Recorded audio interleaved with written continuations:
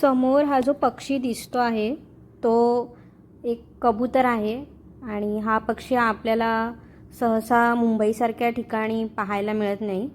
तिकडे आपण काळ्या आणि पांढऱ्या रंगाचे जे पक्षी बघतो त्यांच्यापेक्षा हा आकाराने थोडा लहान असतो आणि दिसायला खूप सुंदर असतो।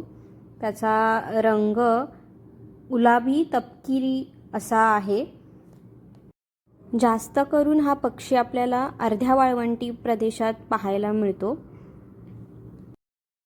मी याचा व्हिडिओ घराच्या खिडकीजवळून काढत होते, पण नंतर त्याच्या जवळसुद्धा गेले आहे, पण तरीही तो तिथून लगेच हलला नाही आहे।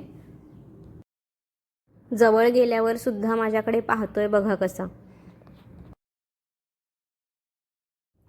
तुम्ही बघू शकता याच्या मानेला हे असे काळ्या रंगाचे ठिपके आहेत आणि त्याचं शेपूट हे असं लांब बारीक दिसतंय। असे हे कबूतर आपल्याला खूप सारे इथे पाहायला मिळतात आणि खूप सुंदर दिसतात ते जवळून।